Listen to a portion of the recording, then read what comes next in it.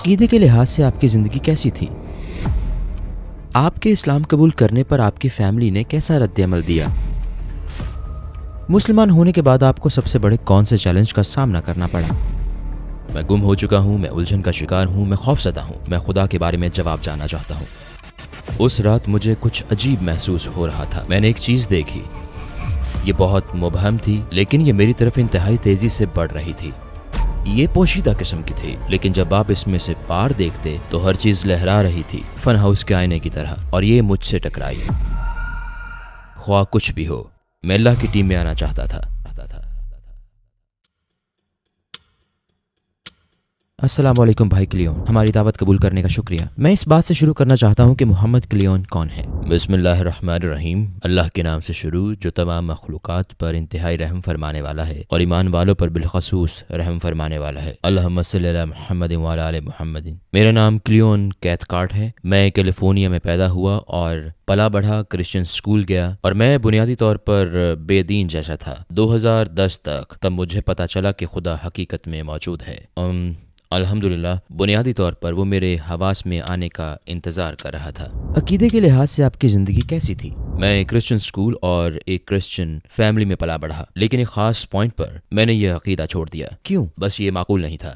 میرے اندازے کے مطابق خدا کو جیسا ہونا چاہیے تھا، ٹرینٹی میں مجھے وہ نظر نہیں آ رہا تھا۔ جیسے ہم کہتے ہیں خدا ایک ہے، اس میں تین ہے، یہ کچھ الجھن کا باعث تھا۔ ہم ایک انسان کو خدا بنا رہے تھے۔ خدا کے بارے میں اس وقت اور اب بھی میرا تصور یہ ہے کہ وہ بہت طاقتور ہے، وہ پوری کائنات بنا سکتا ہے۔ میں مکمل طور پر کیسے بیان کر سکتا ہوں کہ وہ کیسا ہے؟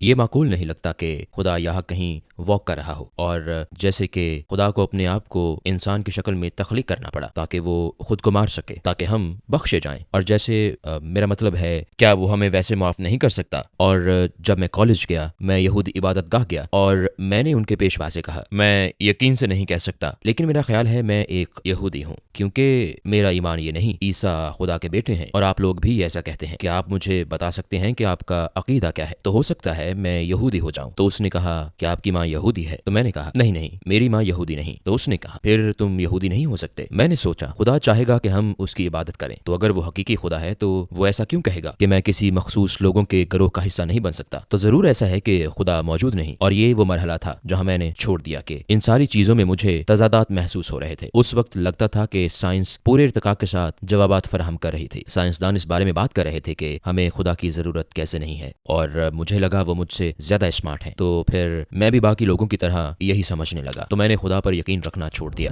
خدا کی موجودگی کے بارے میں آپ کی رائے کیسے تبدیل ہوئی؟ میں 2010 میں بیمار تھا۔ اس بیماری کے دوران میں بہت سی ڈاکیومنٹریز دیکھ رہا تھا۔ مجھے یاد ہے کہ فزکس کے بارے میں ایک ڈاکیومنٹری تھی۔ اس وقت انہوں نے دریافت کیا کہ ڈارک انرجی موجود ہے، ڈارک میٹر، اور کہیں زیادہ گریوٹی موجود ہے، دنیا میں کہیں زیادہ مادہ موجود ہے، ہم بس اسے دیکھ نہیں سکتے۔ بنیادی طور پر انہوں نے کہا کہ معاملہ یہ ہے کہ ہم جو کچھ دیکھ سکتے ہیں وہ محض 30% ہے اور جو نہیں دیکھ سکتے وہ 70%۔ تو مجھے پتا چلا کہ اگر 10 فزیکل ڈائمنشنز ہوں، 30 اونچائی، لمبائی، چوڑائی، تو 30% ہے، تو اس میں ایک قسم کا ربط ہے۔ اور یہ مجھے معقول لگا کہ یہ ڈارک انرجی اور ڈارک میٹر ضرور حقیقت میں موجود ہیں۔ تو پھر میں بے دینی سے اس طرف آیا کہ ہو سکتا ہے خدا موجود ہو سکتا ہے باقی 70% میں جنت، دوزخ اور فرشتے اور باقی چیزیں موجود ہوں۔ اس وقت آپ کو اسلام کے بارے میں کچھ معلوم تھا؟ شاید اس کے فوراً بعد، لگ بھگ اس وقت میں نے پہلا قرآن لیا۔ ٹیلی ویژن پر ایک اشتہار آیا تھا، اگر آپ کو فری قرآن چاہیے تو ہمیں کال کریں، ہم اسے بذریعہ ڈاک بھیج دیں گے۔ مجھے قرآن ملا، میں نے اسے کھولا اور میں نے حضرت عیسیٰ اور موسیٰ علیہ السلام اور بائبل میں موجود یہ سارے پیغمبروں کے نام دیکھے، اور جیسا کہ میں بائبل پر یقین نہیں کرتا تھا، میں نے سوچا میں قرآن پر یقین کیسے کر سکتا ہوں، ہے نا؟ میرا مطلب ہے یہ بنیادی طور پر ایک ہی چیز ہے۔ تو میں نے اسے نہیں پڑھا، میں نے بس یہ نام وہاں دیکھے اور کہا بس ٹھیک ہے، مجھے اور کچھ نہیں جاننا، اور اسے ایک طرف رکھ دیا۔ مجھے اسلام کے بارے میں کچھ پتا نہیں تھا سوائے اس کے کہ وہ حضرت موسیٰ اور عیسیٰ علیہ السلام کو اور پیغمبر محمد صلی اللہ علیہ وسلم کو مانتے ہیں علیہ السلام۔ تو اسلام کی طرف آپ کا سفر اصل میں کیسے شروع ہوا؟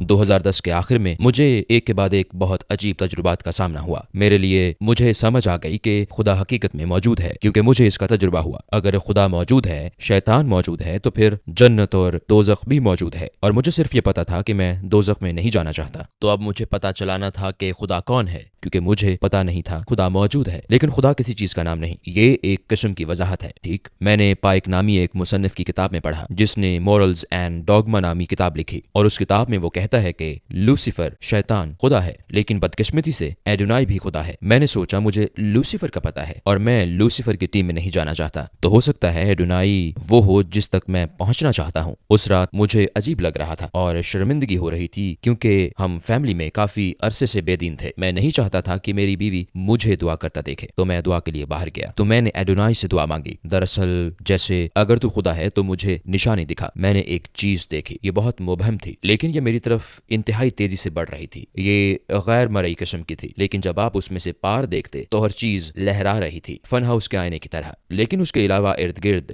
سب کچھ نارمل تھا، کاریں، درخت اور سب کچھ نارمل دکھ رہا تھا، اور یہ بڑی تیزی سے میری طرف بڑھ رہی تھی۔ اور جو الفاظ میں نے تب کہے، اوہ نہیں یہ شیطان ہے، اور وہ چیز مجھ سے ٹکرائی۔ مجھے یقین تھا کہ وہ نیگیٹو انرجی تھی کیونکہ اس نے میری ساری انرجی لے لی، حتیٰ کہ میں سوچ بھی نہیں سکتا تھا کہ ہوا کیا ہے۔ میں بستر پر جا لیٹا اور پڑا رہا، اور میں 12 گھنٹے بعد جاگا، مدہوش سا، چکراتا ہوا اور درد میں ڈوبا سا۔ میں نے سوچا مجھے ایسا کیوں محسوس ہو رہا ہے، مجھے کیا ہوا تھا؟ اوہ ہاں، کل رات میں نے شیطان کو دیکھا تھا، مطلب یہ ضرور ٹھیک راستہ نہیں ہے۔ ٹھیک کہا، ایڈونائی وہ نہیں جس کی مجھے تلاش ہے۔ تو پھر اس کے بعد آپ نے کس سے دعا کی؟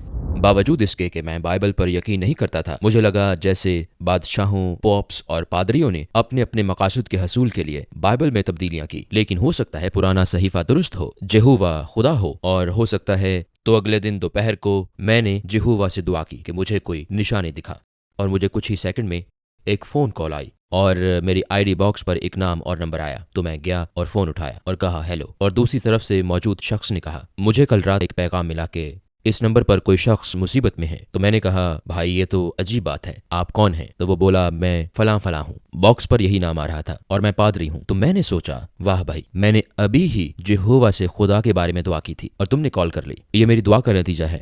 دیکھو میں کھو چکا ہوں، الجھن کا شکار ہوں، خوف زدہ ہوں، مجھے وہ چیزیں دکھائی دیتی ہیں جو باقی لوگوں کو نہیں دکھتی۔ یہ میرے لیے انتہائی غیر معمولی بات ہے، مجھے خودکشی کے خیالات آتے ہیں، میں خودکشی کر سکتا ہوں، مجھے خدا کے بارے میں جاننا ہے۔ تو وہ بولا تم کہاں ہو؟ میں نے کہا میں روچسٹر میں ہوں۔ تو وہ بولا میں کل رات وہیں تھا، لیکن اب میں قریب 50 میل دور کسی دوسرے شہر میں ہوں۔ میں نے کہا کوئی بات نہیں، میں آدھے گھنٹے میں آ جاؤں گا، میرے بس 5 سوال ہیں، میں خدا کے بارے میں جاننا چاہتا ہوں، اور اس نے مجھے آنے سے منع کر دیا۔ تو میں نے کہا کل کے بارے میں کیا خیال ہے؟ تو وہ بولا میں مصروف ہوں، اور پھر اگلا دن مصروف تھا، اور بالآخر 10 دن بعد پر اتفاق ہوا۔ اس نے کہا ٹھیک ہے، ہم نے ملاقات طے کر لی، اور میں نے فون رکھ دیا۔ میں خوش تھا کہ بالآخر مجھے خدا کے بارے میں کچھ پتہ چلنے والا ہے۔ اور پھر میں نے کہا ایک سیکنڈ رکو، ذرا سوچو کہ ابھی ہوا کیا ہے۔ ٹھیک، اس آدمی نے سب سے پہلے کیا کہا تھا؟ اس نے کہا کہ اسے کل رات پیغام ملا تھا، اس نمبر پر کوئی مصیبت میں ہے۔ میں نے سوچا میرا گھر، یہ تو لینڈ لائن تھا، تو میں نے سوچا اچھا تو پھر ہوا کیا ہے؟ او ہاں، میں نے اس شیطان کو دیکھا جو میرے گھر آیا تھا، اور اس نے کہا تھا وہ کل رات روچسٹر میں تھا، میرا شہر، جب شیطان آیا تھا۔ تو کسی طرح اس آدمی اور اس شیطان کا ضرور کوئی ربط ہے، کیونکہ اس بات سے کوئی فرق نہیں پڑتا کہ آپ پادری ہیں یا امام ہیں یا بدھ مت کے راہب۔ جب کوئی کہے کہ وہ خودکشی کر سکتا ہے تو آپ اس کی مدد کرتے ہیں، آپ 10 دن انتظار نہیں کرتے کہ وہ حقیقت میں خود کو مار دے۔ تو مجھے پتا تھا کہ کچھ نہ کچھ گڑبڑ ضرور ہے۔ تو پھر کیا ہوا؟ کیا آپ نے پھر اللہ سے دعا کی؟ اس موقع پر میں نے سوچا کہ صرف اللہ ہی خدا ہو سکتا ہے، لیکن اس وقت 9/11 کی وجہ سے وہ ساری ذہن سازی اور یہ سب کے یہ مون گاڈ ہے، میرے لاشعور میں اب بھی یہی تھا۔ تو میں اللہ سے دعا کرنے سے ڈرتا تھا کیونکہ میں ایک اور غلطی نہیں کرنا چاہتا تھا کہ اس سے دعا کروں جو کہ کائنات کا خالق نہ ہو، لہٰذا میں نے دعا نہیں کی اور پریشانی بڑھ گئی۔ اگلے دن میرے آنسو بہ رہے تھے، مستقل نہیں، لیکن میں نے رونا شروع کر دیا تھا، اور میں نے سوچا یہ عجیب بات ہے، میں کیوں رو رہا ہوں اور میں کیوں پریشان ہوں؟ میں نے آنسو روکنے کی کوشش کی لیکن وہ نہ رکے، سارا دن آنسو بہتے رہے۔ جمعے کی صبح میں اٹھا تو میرا بستر گیلا تھا، تو میں نے سوچا یہ کیا ہو رہا ہے؟ مجھے اندازہ ہوا کہ میں ساری رات روتا رہا ہوں، اس لیے بستر بھیگ گیا ہے۔ میرا بستر آنسوؤں سے تر ہے، انتہا کی پریشانی تھی، میں الفاظ میں بیان نہیں کر سکتا، میری بری حالت تھی۔ اس وقت ہمارے ذہن میں ویسے خیالات آتے ہیں جیسے آپ کے دماغ میں چل رہا ہوتا ہے۔ میں نے سوچا اس حالت میں جینے کا کیا جواز ہے؟ تو میں نے سوچا میں خود کو جانتا ہوں، یہ ٹھیک ہے، اس حالت میں جینے کا کوئی فائدہ نہیں، میں کیا کر سکتا ہوں؟ اور پھر میرے ذہن میں خیال آیا तुम्हें खुद को मार देना चाहिए। और मैंने सोचा पता है क्या, ये ठीक है, इससे मेरा मसला हल हो जाएगा। मैं खुद को मार कर इस परेशानी से निजात पा सकता हूँ। और फिर मैं इसका बंदोबस्त करने लगा कि आप खुद को कैसे मारते हैं, और मैं इस नतीजा पर पहुंचा कि इसका बेहतरीन तरीका बहुत सी ड्रग्स इकट्ठी लेना है। आपको तकलीफ नहीं होती, फिर आप जंगल के बीचों बीच मर जाते हैं जहां आपको जानवर खा सकते हैं और आपका जिस्म खत्म कर सकते हैं, और ये एक आसान हल है। और फिर मुझे एक और ख्याल आया, जहन में आया कि मून के बारे में क्या ख्याल है, और फिर मैं दीवाना सा हो गया। मैंने कहा ओह ये ठीक है, खुदा वाकई मौजूद है, अगर तुम खुद को मारोगे तो दोज़ख में जाओगे। मैंने सोचा मतलब जैसे अगर शैतान खुदा है, जैसा कि कुछ लोग चाहते हैं कि आप ऐसा मान लें, और मैं खुद को मार दूं तो मैं दोज़ख में जाऊंगा और मैं वहां उससे मिलूंगा। तो खुद को मारने से पहले क्यों ना एक चांस लिया जाए और उस अल्लाह से दुआ की जाए, क्योंकि हो सकता है आप गलत हो। पहले भी तो बहुत सी बार मैं गलत था। मुझे याद है सुबह के 10 बजे थे, जुमा की सुबह, और मैं खड़ा हुआ, मेरी आंखों से आंसू जारी थे, और मैंने कहा अल्लाह मैं गुम हो चुका हूं, मैं उलझन का शिकार हूं। मुझे ऐसी चीजें नजर आती हैं जो बाकी लोगों को नहीं दिखती। मैं इतना परेशान हूं कि बयान नहीं कर सकता, और मैं खुद को मार देने पर तैयार हूं। और अगर तू खुदा है तो तू ये जानता है। मुझे नहीं पता कि मुझे ये ऊंची आवाज में क्यों कहना चाहिए। मैं नहीं जानता तूने अभी तक मेरी मदद क्यों नहीं की, लेकिन मैं तुझसे भीख मांग रहा हूं। अगर तू खुदा है तो मदद फरमा, मुझे कोई निशानी दिखा, मेरी मदद कर। और ऐन उसी वक्त मुझे लगा जैसे मेरा दिल एक गुब्बारा हो और अल्लाह ताला उसमें हवा भर रहा हो, और उससे वाकई मेरा सीना फैल गया, और ये किसी ऐसी चीज से भर गया जिसे मैं मोहब्बत ही कह सकता हूं। और ये एक साइन वेव की तरह मेरे दिल से बाहर निकले। ये बहुत अजीब था, लेकिन उसके साथ साथ साइंसी भी था, और मैं इसे महसूस कर सकता था। मेरे दिल से मेरे हाथों की तरफ, और ऊपर सर की तरफ, और मुड़ के पीछे कमर की तरफ, और यूं था जैसे मोहब्बत की लहरों ने मेरे जिस्म को पुर कर दिया हो, सिवाय मेरे दिल के। दिल जैसे एक सितारे की तरह था, जैसे उसे मोहब्बत की शिद्दत ने रोशन कर दिया था। ये थोड़े से वक्त के लिए था। ये वो पहला लम्हा था जब मुझे पता चला कि खुदा अल्लाह है। मुझे इस्लाम के बारे में कुछ भी नहीं पता था, लेकिन मुझे पता था कि ख्वाह कुछ भी हो, मैं अल्लाह की टीम में आना चाहता हूँ। इसका जो भी मतलब हो, मैं इसमें शामिल हूँ। तो आपने इसके बाद क्या किया? वहाँ एक रेस्टोरेंट था जिसे कुछ पाकिस्तानी लोग चलाते थे। उनका खाना बहुत अच्छा था, और मैंने देखा था कि वो मुसलमान है। मैं पहले वहाँ गया था, तो मैं इस्लाम के बारे में सीखने के लिए वहाँ गया। तो उन्होंने मुझे एक आदमी से मिलाया। मैं जैसे इस्लाम कबूल कर चुका था। मुझे परवाह नहीं ये क्या है, मैं मुसलमान हूँ, अल्लाह मेरा खुदा है, मुझे बस ये पता है, मुझे मुसलमान कर दो। मुझे क्या करना है? क्या मेरा खून लेना होगा? हम क्या करने वाले हैं? मैं दस्तखत कर दूंगा। तुम्हें पता है मैं कहाँ दस्तखत करूं? नहीं नहीं, ये सीधा सादा है, ये बहुत सीधा सादा है। आप बस इकरार करें अपने दिल से कि अल्लाह मेरा रब है और पैगंबर मोहम्मद सल्लल्लाहु अलैहि वसल्लम अल्लाह के रसूल हैं। तो मैंने कहा ठीक है, चलो मैं इकरार करता हूँ। तो उसने कहा सुनो, कुछ और चीजें हैं जिनका हमें पता होना चाहिए। और उसने इस्लाम के 5 सतूनों और 6 कलमों के बारे में बताया, और मैं जैसे मुसलमान हो गया। मुझे उसके बारे में जरा भी सोचना नहीं पड़ा। और उसने कहा ये अहम है, क्या आप इस बात को समझें कि कुरान हमारे खालिक के असल अल्फाज हैं? और मैंने कहा वाह वाह वाह वाह वाह वाह, मैं कैसे मान लूं? ये दीवानों वाली बात लगती है। हमारे खालिक ने अपने अल्फाज में ये हमें दिया। जैसे कि क्रिश्चियन बैकग्राउंड से आने की वजह से ये बात मुझे माकूल नहीं लगी, क्योंकि मैंने कभी नहीं सोचा था कि बाइबल खुदा के अपने अल्फाज हैं। ठीक, मेरा मतलब है हमें बताया गया था कि ये खुदा की तालीमात हैं, लेकिन इंसान के अल्फाज में। ये मेरे लिए इंतहाई अजीब तस्वुर था। मैं यूं था जैसे मुझे नहीं लगता कि मैं इस पर यकीन करूंगा कि तो उसने कहा आपने मुसलमान होना है तो मानना होगा। मैंने कहा चलो फिर मुझे कायल करो। तो उसने कहा ठीक है, मैं तुम्हें इस बारे में बताऊंगा, फिर किसी वक्त बात करेंगे, क्योंकि हमने आज बहुत सारी चीजों पर बात कर ली है। हम एक छोटी सी किताब लाए जिसका नाम a brief illustrated guide to Islam था, और उसमें कुरान में मौजूद साइंस की निशानियों का जिक्र था। और मेरे लिए ये इंसानी जिन्यात की मरहलावार तख्लीक थी कि कुरान में इसे कैसे बयान किया गया था, और वो असल में तख्लीकी मराहिल के मुताबिक था, जिसके बारे में हमें MRI के बगैर पता नहीं चलता और इसकी तस्दीक नहीं होती। तो मुझे अंदाजा हुआ कि पैगंबर मोहम्मद सल्लल्लाहु अलैहि वसल्लम को 1400 साल पहले ये नहीं पता हो सकता था। ये जरूर इल्हामी इल्म है। तो आपने कलमा शहादत कैसे पढ़ा?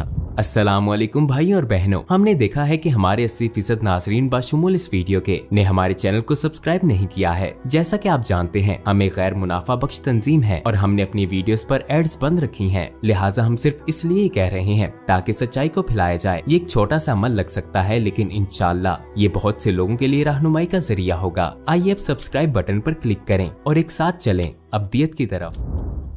तो आपने कलमा शहादत कैसे पढ़ा?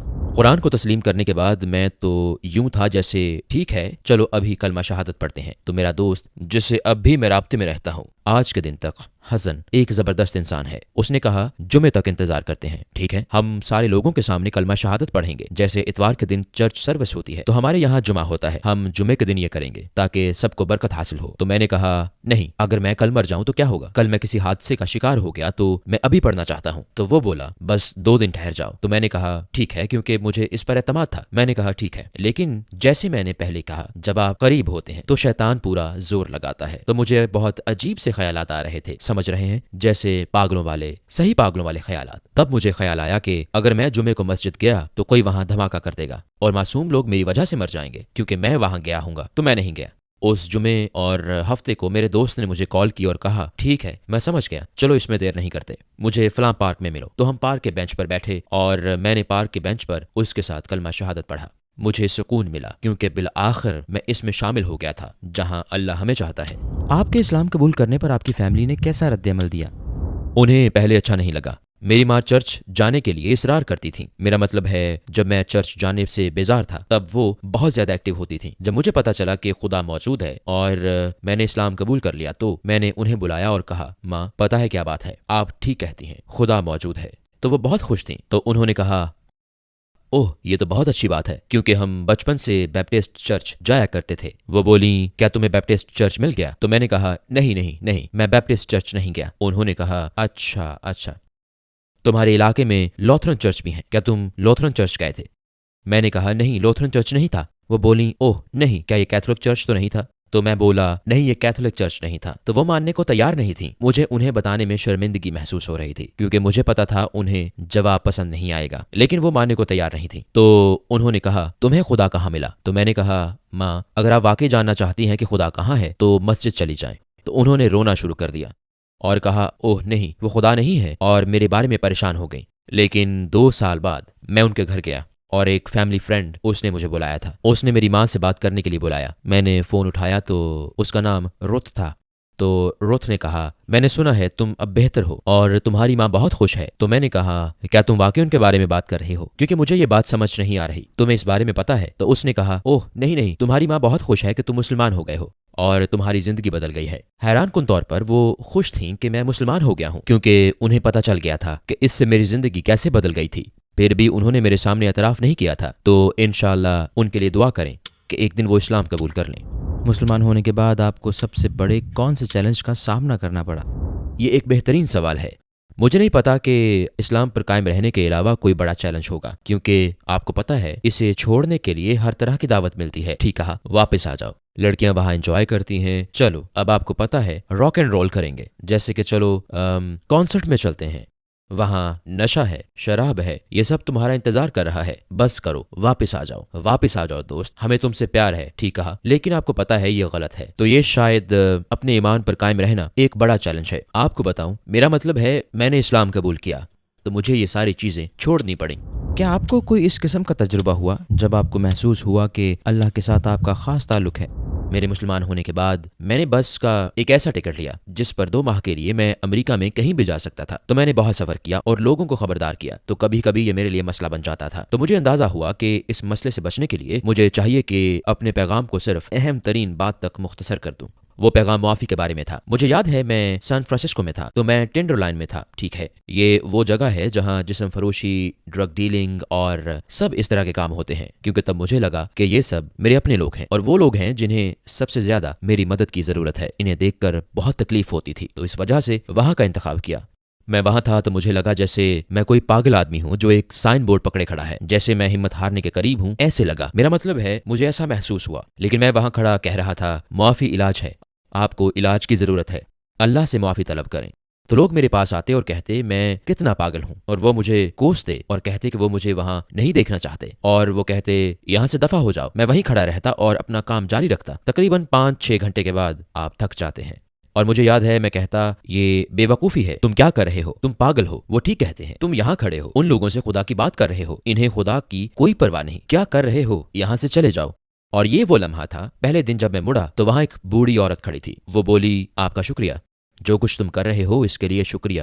اور مجھے لگا ٹھیک ہے اللہ، मैं बस जाने वाला था और तूने मेरी हौसला अफजाई के लिए किसी को भेज दिया। उस वक्त जब मुझे उसकी जरूरत थी, मैं समझता हूँ ये तू ही है। और अगले दिन मैं दोबारा वही कुछ कर रहा था। 5 या 6 घंटे वही कुछ होता रहा। मैं जा रहा हूँ, वो बस एक बूढ़ी औरत थी। वो खुदा नहीं था, ठीक, बेवकूफ़ी ना करो, वो कोई इशारा नहीं था। ये लोग ठीक कहते हैं। मैं ये काम छोड़ रहा हूँ। और फिर एक बूढ़ा आदमी वहां मौजूद था और उसके अगले दिन एक छोटा बच्चा वहां मौजूद था। 5 दिन मुसलसल जब मैं ये काम छोड़ने पर तैयार था तो कोई ना कोई आ जाता और मेरी हौसला अफजाई करता और कहता कि जो कुछ मैं कर रहा हूँ उससे उनको खुशी होती है। मैं खुदा के बारे में बात कर रहा हूँ और मुआफ़ी की अहमियत बता रहा हूँ। मुझे इस मौका पर लगा कि मेरा वाकई ताल्लुक है, क्योंकि मुझे अंदाजा हुआ कि यह महज इत्तफाक नहीं है। ठीक, मेरा मतलब है मुसलसल हर रोज वो एक इशारा था, अगरचे बड़ा इशारा नहीं था जैसे कि सीने का फैल जाना, लेकिन आप इस पर गौर करें तो वो वाकई एक इशारा था। क्या आपके करीबी लोगों में से आपके बाद कोई मुसलमान हुआ? मेरी नानी, मेरी अम्मी की माँ। मेरा ख्याल है ये 2012 था। मैं उन्हें देखने गया। उनकी तबीयत ठीक नहीं थी। वो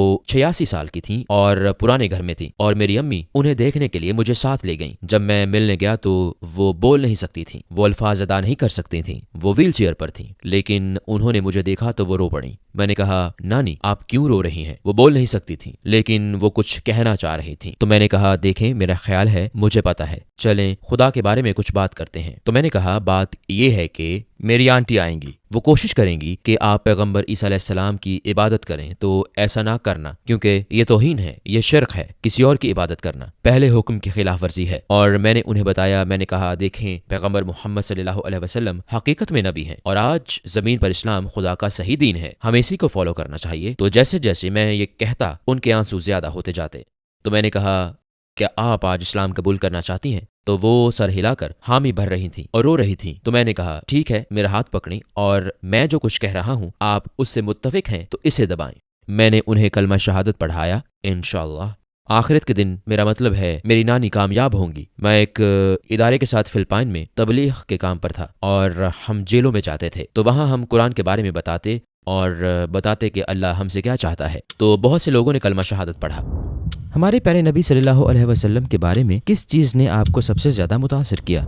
इंसानियत के लिए उनकी रहम दिली ने, उनके माफ़ कर देने की खूबी ने। उनके अपने मुताबिक सबसे बुरा दिन हम सब जानते हैं, वो ताइफ का दिन था जब लड़के इनका पीछा कर रहे थे। लड़कों ने पत्थर मारे। आपके इल्म में है कि उन्हें जख्मी कर दिया गया था और इनके पास इख्तियार था कि पहाड़ियों को उन पर दे मारा जाता। और उन्होंने कहा कि मैं ऐसा नहीं करना चाहता, हो सकता है एक दिन ये लोग मान जाएं। और वो मान गए। तो उनके माफ़ कर देने की खूबी और सही रास्ते पर लाने में लोगों की मदद करना।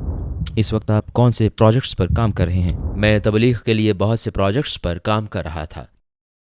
अमेरिका में मेरा एक स्पेशल प्रोजेक्ट है, फुरकान फाउंडेशन के साथ फुरकान प्रोजेक्ट, जिसमें वो अंग्रेजी ज़ुबान में कुरान तकसीम करते हैं। मेरा ख्याल है ये तकरीबन 6 लाख कुरान थे जो उन्होंने पहले ही तकसीम कर दिए थे और अब मेरे मुताबिक ये 1.6 मिलियन हो गए हैं। और मेरा गोल है कि 2.6 मिलियन या उससे ज़ायद तादाद तकसीम करने में उनकी मदद करूं, क्योंकि मुझे इसी इदारे से अपना पहला कुरान मिला था। जिन लोगों को कुरान की ज़रूरत हो या जिन्हें कुरान चाहिए हो, उन तक कुरान पहुंचाने के लिए ये बहुत अच्छा काम करते हैं। बहुत से तबलीगी इदारे, अंग्रेज़ तबलीगी इदारे फुरकान कुरान इस्तेमाल करते हैं। अपने हतमी तासुरात के तौर पर आप क्या कहना चाहेंगे? अल्लाह आपको कामयाब देखना चाहता है और आपका इंतज़ार कर रहा है। अल्लाह हम सब का मुंतज़िर है कि हम इसे फॉलो करें। आप जानते हैं कि आप अल्लाह की तरफ एक कदम बढ़ाते हैं तो वो आपकी तरफ 10 कदम बढ़ता है, और आप चंद कदम बढ़ाते हैं तो वो आपकी तरफ दौड़ कर आता है। तो अल्लाह चाहता है कि हम उसे तलाश करें।